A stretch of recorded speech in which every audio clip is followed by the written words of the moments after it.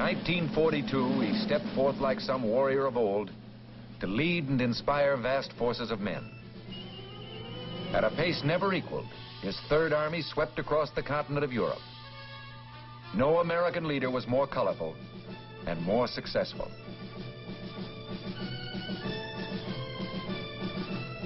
General George S. Patton, Jr., dedicated to glory and the victory that was won. The name, the symbol, the victories, our history.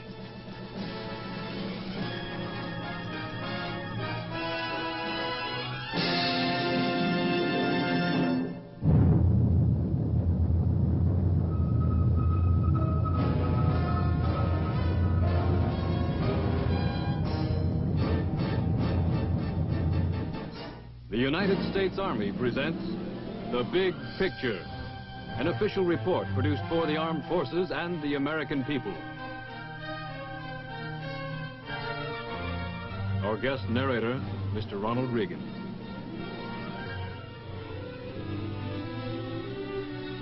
It's not easy to believe that George S. Patton, Jr. was once just Georgie.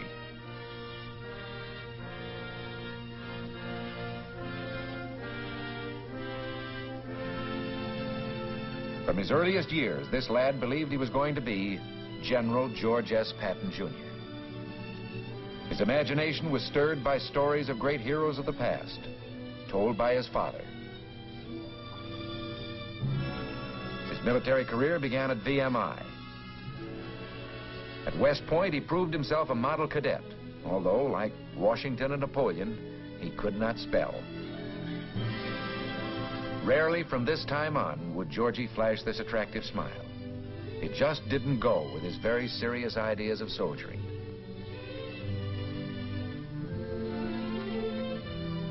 He established the first football team for soldiers to keep them from wasting their off hours in drinking and gambling.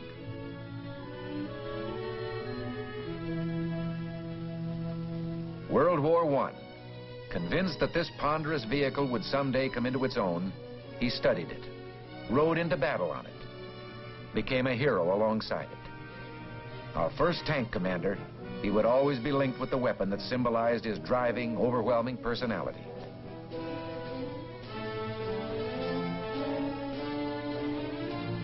After the war, the tank school at Fort Meade.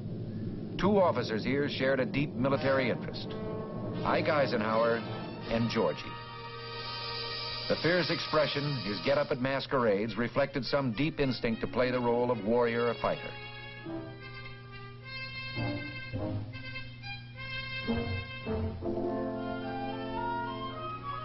His wife joined in, sensing that even in fun, these roles suited her soldier husband.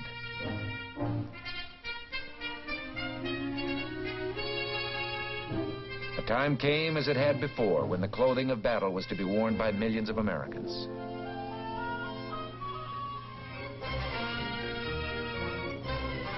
November 1942, in command of American forces for the invasion of North Africa, Lieutenant General George S. Patton, Jr.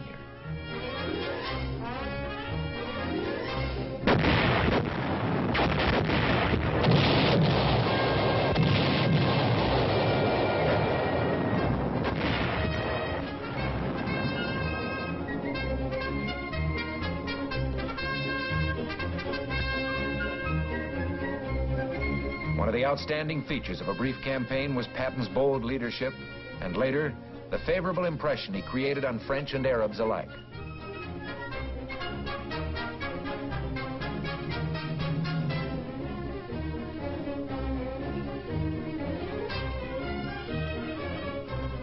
Long-range plans could now be discussed. Plans which would cast America's toughest general in a leading role. Meanwhile, a battle was raging to the east in Tunisia.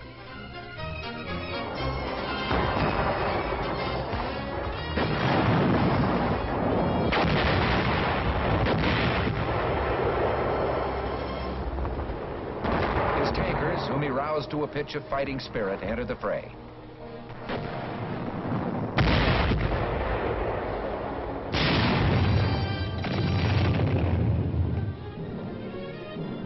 Allied leaders such as General Alexander sensed Patton's remarkable military gifts, his judgment, his sure instinct for what the enemy would do.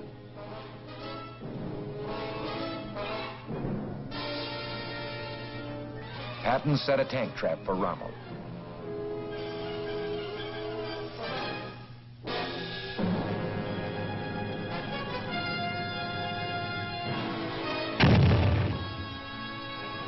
Rommel marched right into it.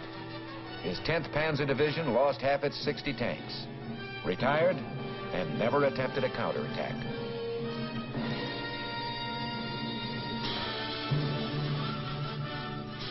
His reputation grew. He looked forward eagerly to his next campaign. He'd been selected to command a new army, the 7th, slated for the conquest of Sicily.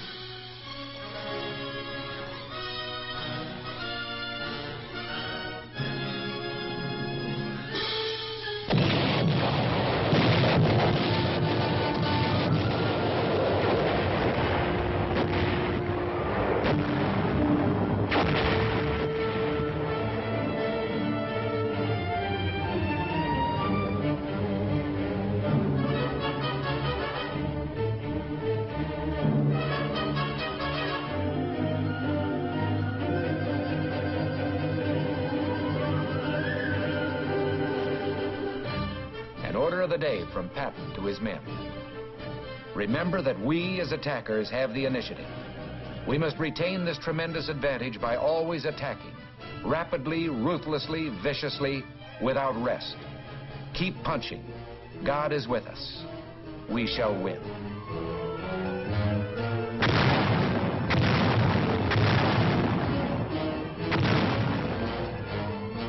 Attack, attack, and when in doubt, attack again. Patton's major principle for fighting battles or a war.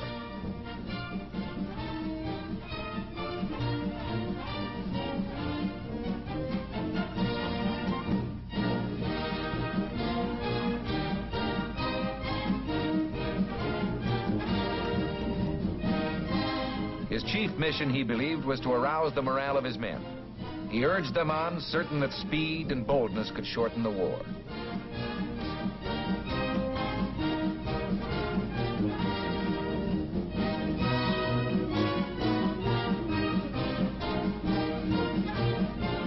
Like Monty, he believed in showmanship. But he was aware that if the act could not be carried off in fine style, the men would see through it. Both leaders used every means to inspire the troops of their vast command.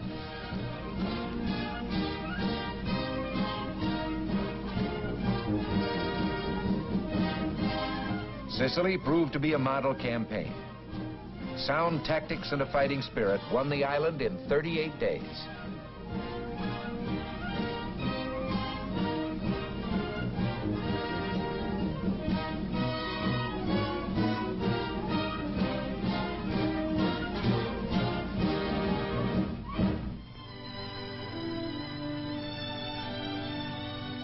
The Supreme Allied Commander paid a visit.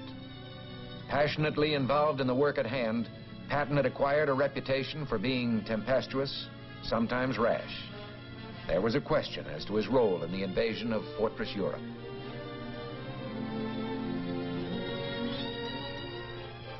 Then, his whereabouts carefully concealed from the German High Command, he appeared in Great Britain. New troops heard him in an introductory speech and called him Old Blood and Guts. The old-timers referred to him as the Old Man, who knew more about fighting than any man alive. He called a spade a spade. He told them to get mad and stay mad. They listened.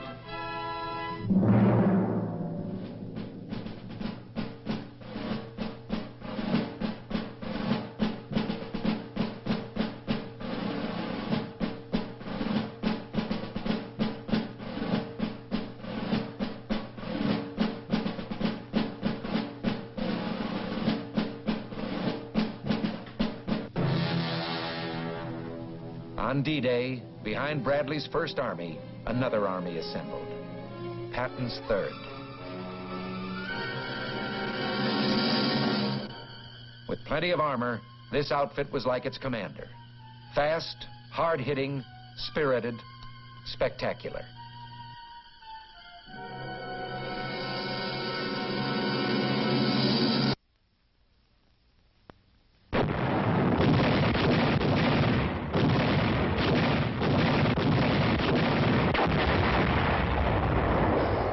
Cherbourg Peninsula began a rolling advance, an all-out smashing attack, the Patton version of a German blitzkrieg.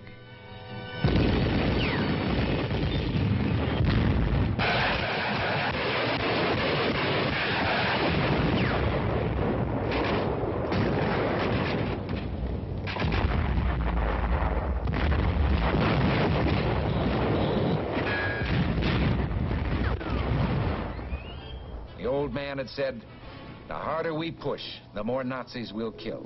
And the more Nazis we kill, the fewer of our men will be killed. Pushing means fewer casualties. The 3rd took the old man at his word and found he was right.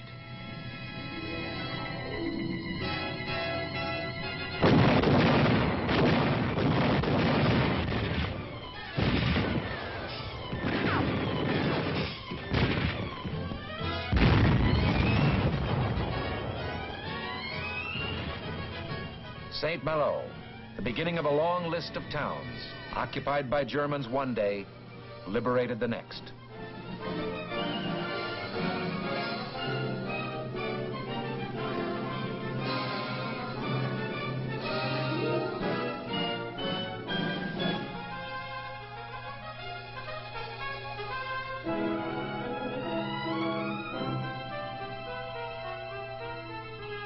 At the head of a vast crusading army, a man fulfilling a destiny he had dreamed of since early youth. The attacks now were in all directions at once, toward the south and north, and east toward Germany.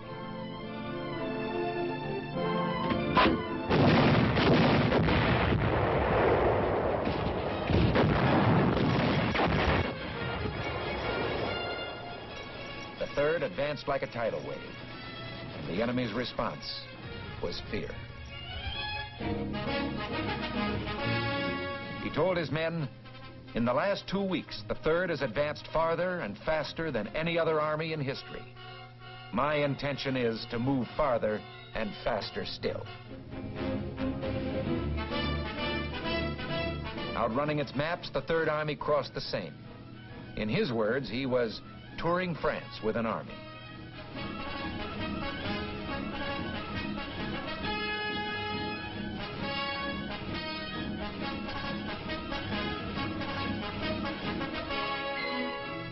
He was everywhere at once, covering the great distances within his command. His use of light aircraft exemplified his eagerness to adopt any new means of increasing efficiency.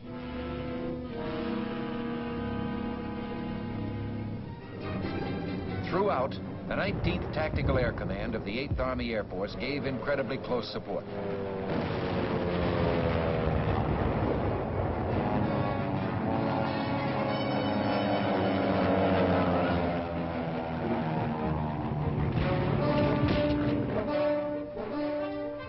The astounding advances went on and on. Patton saw nothing in the way. He was ready to push on into the heart of Germany.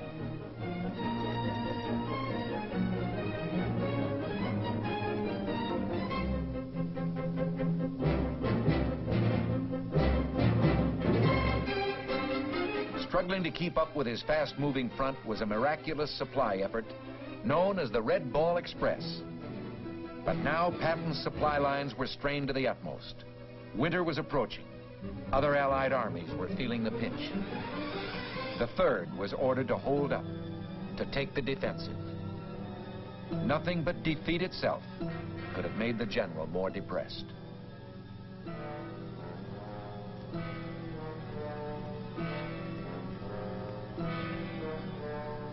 This was a difficult time for an army built to roll.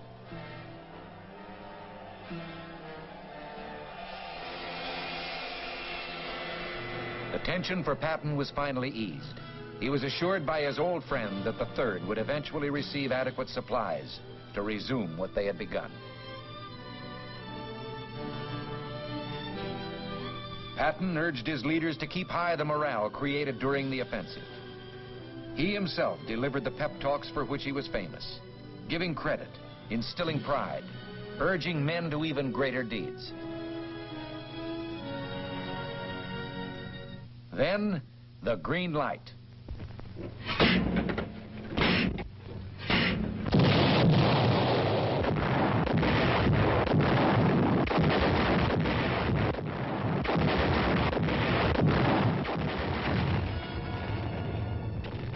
400 years, this fortress city had withstood every assault.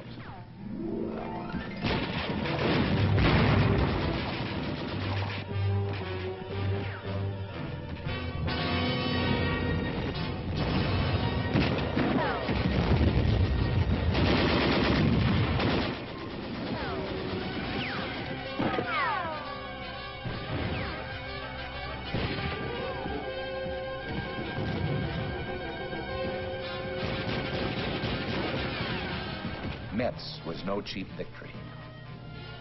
But the fall of this highly regarded fortification bore out Patton's belief that no defense position had ever been successfully defended.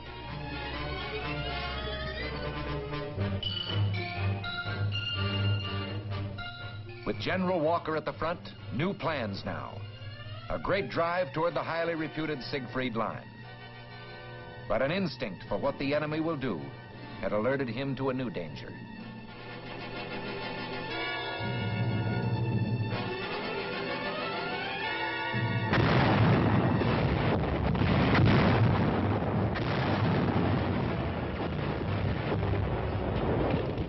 Field Marshal von Rundstedt struck with 20 divisions on a 40-mile front. The Battle of the Bulge.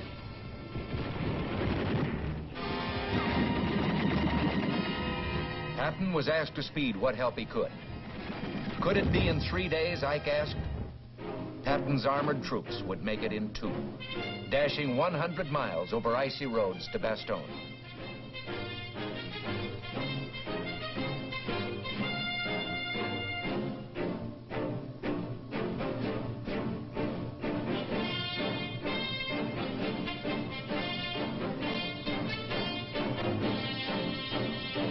Then, at the heart of a major attack, Patton's concentrated armored power.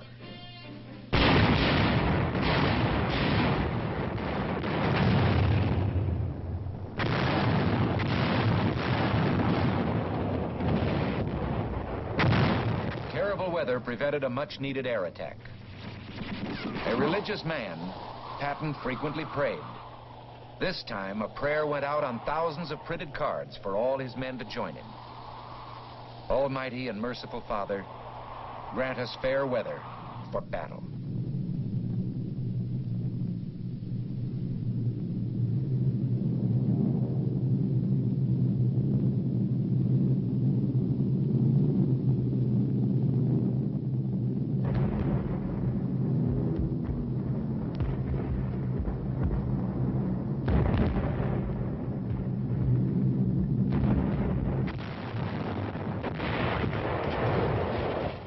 The enemy was on the defensive. In Patton's book, they were destined to fail.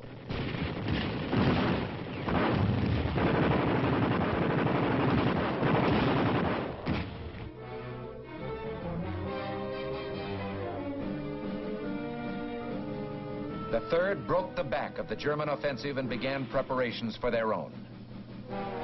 Always the old man pushed them harder than anyone had pushed them before. Always the results were more than they might have expected. For a commander who was so obviously a winner, they would do the impossible.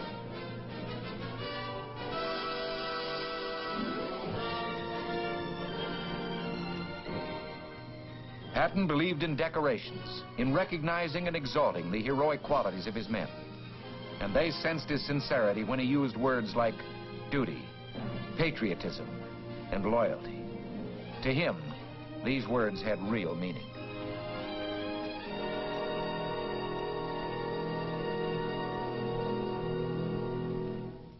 The Siegfried Line.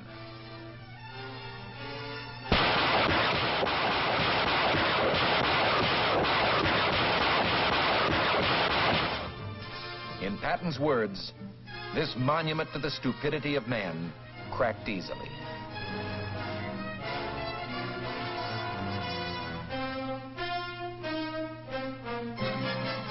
The famous 3rd was now on the loose again, on a spring rampage that would bring the war to a close before summer.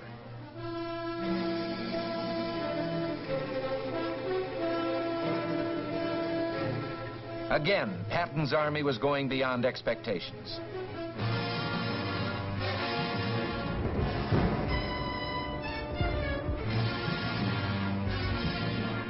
The enemy believed Patton would pause at the Rhine. He went right across.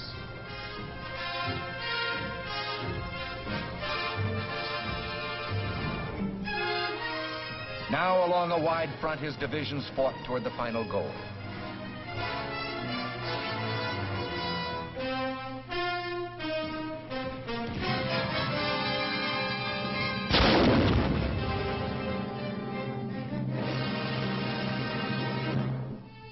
Always, he took time out to give credit where it really belonged, to the men. To Private Harold A. Garman, the Medal of Honor.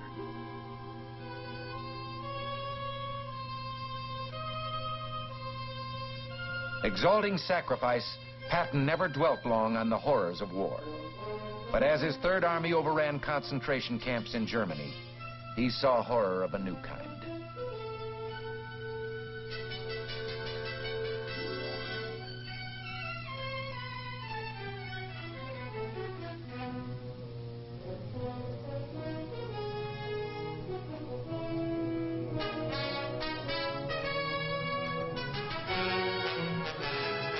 Victories piled up as the Third turned southwest to link up with Soviet forces in the Danube Valley.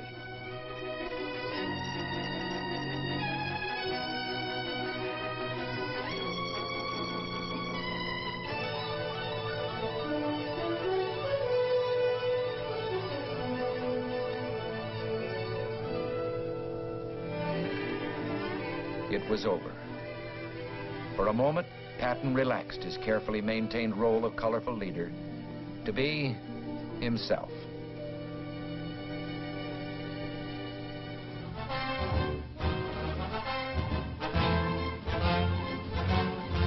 On his return, Americans showed their gratitude. In General Pershing's words, it didn't hurt America to have a general so bold that he was dangerous.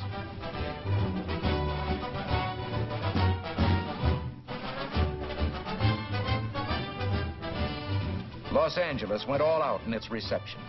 With him was General Doolittle, whose 8th Air Force in Europe did so much to assure final victory. Although no unit, no individual won the war, we're fortunate in having one here tonight with us who had a large part in winning the war. I'm pleased and proud to have been privileged to fight by the side of General George Patton.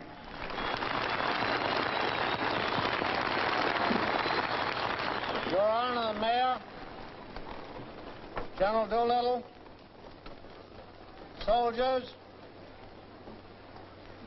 ladies and gentlemen, coming over here, there was a very great lesson. The first 4 hours, we passed over a destroyed land, utterly destroyed. You who have not seen it do not know what hell looks like from the top. That's what Germany looks like. That's what Austria looks like. That's what any place that the 8th Air Force and the 3rd Army worked on looks like.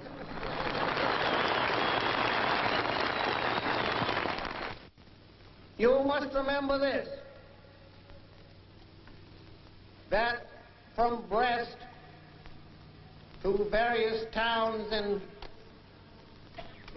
southern Germany and Austria, whose names I can't pronounce, but whose places I have removed,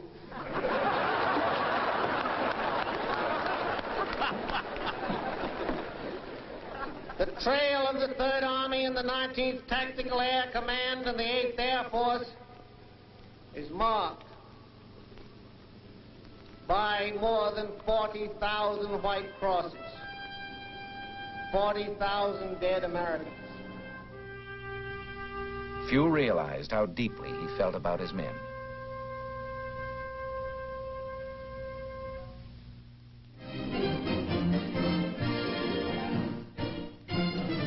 Germany, with no more battles to win, Patton watched Americans compete on the playing field. Again, he saw the fighting spirit, the will to win, a quality he loved and admired, and which epitomized himself. Struggle was the test of a man. War, the supreme struggle, provided the highest test.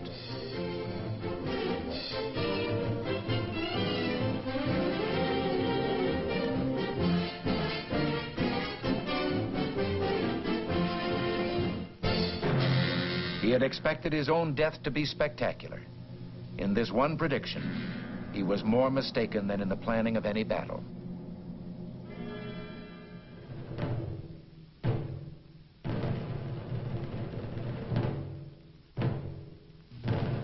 He died of injuries received in an automobile accident 4 months after the end of the war.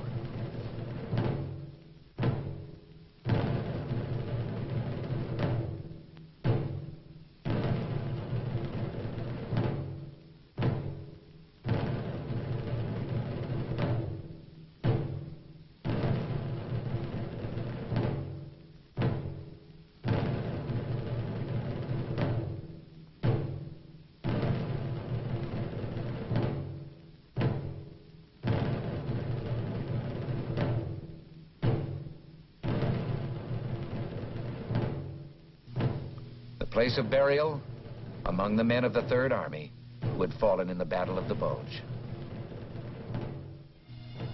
His personality lives on in his statue at West Point. He lived for action and glory and reached the heights in serving his country.